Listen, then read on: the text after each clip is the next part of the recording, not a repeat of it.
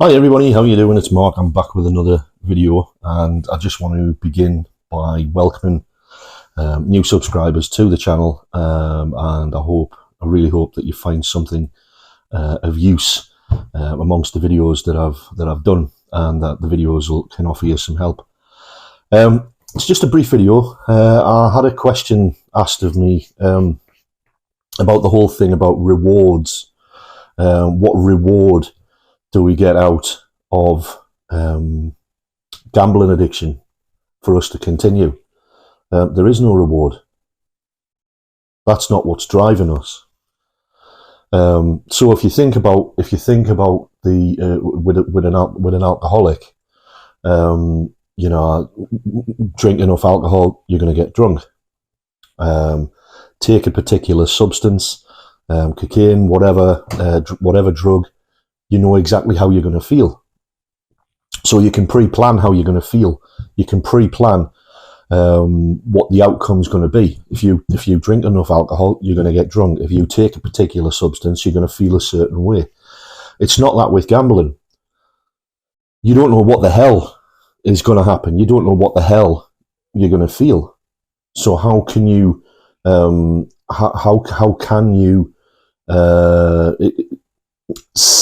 say that you're acting on a reward? There is no reward. There is no reward. You don't know whether you're going to win. You don't know whether you're going to lose. So it can't be motivated by that. I mean, I never in the length of time where I gambled, I never thought I'm going to gamble to change the way how I feel. Nothing to do with feelings. Nothing to do with feelings. I know what? I feel good, therefore I'll gamble. That never happened. I feel bad, therefore I'll gamble. That never happened. I had such a bad childhood. I have difficulties at home. I have difficulties with stress. I know what? I'll gamble. That never happened. That never happened with me. That never happened with me.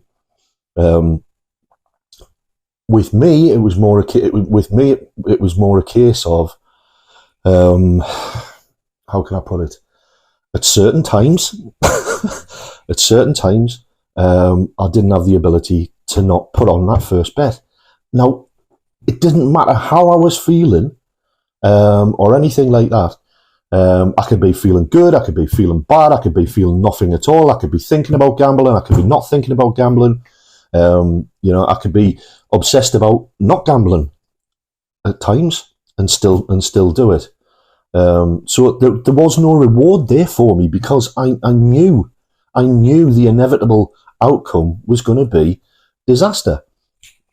I knew I'm not the most intelligent guy in the world, but I have enough intelligence to understand that if I put one bet on, that first bet forces me to put another bet on, and another bet on, and another bet on.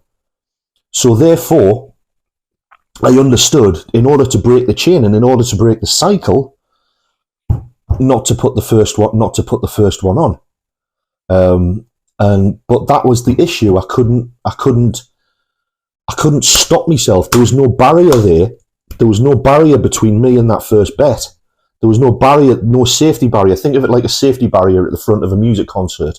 You've got a safety barrier there that blocks you from getting onto the stage. So it's think of it like that. There was no safety barrier there between me and the first bet. Hence the reason why I couldn't not stop putting the first bet on. So all this thing about reward and stuff like that. Yes, initially when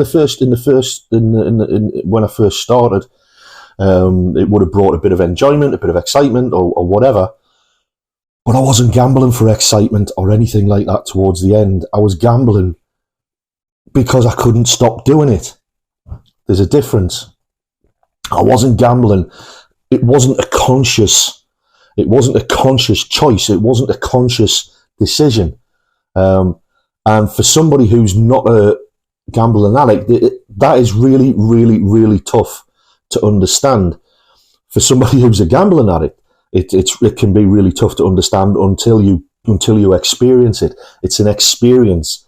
You know, the thing with addiction is, with addiction, you've gone past the point of choice. You've lost the freedom to choose whether you're going to do it again or whether you're not going to do it again. So it doesn't matter how you're feeling. You're not doing it to. I mean, it's like with a drug addict or whatever, with somebody who's addicted to drugs.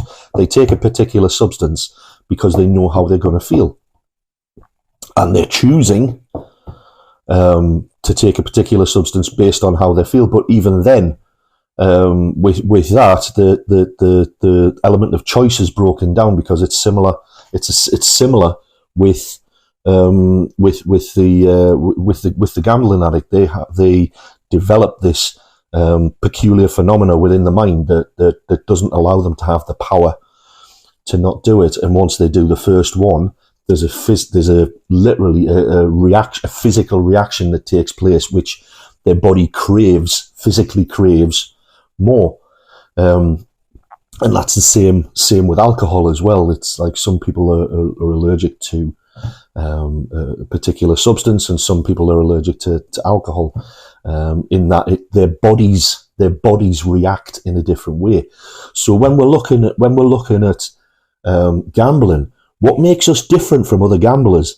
It's our mental thinking, the way we think around gambling, our mental capacity to be able to choose not to gamble no longer exists when we become addicted. So we look at the differences between us and ordinary gamblers. What is the difference between us and ordinary gamblers is the lack of power within our mind to be able to choose whether we gamble again or not. That's what addiction is. I mean, I'm not an expert. I'm just a guy on the internet talking into a microphone and a video camera, in the hope that it can offer some assistance to somebody. I'm not an expert. I'm not a counsellor. I'm not a therapist. I work on the railway. You know, I'm just an ordinary guy talking about my experience. If you are struggling with gambling and these videos are helping you, that's fantastic. That's what these videos are for.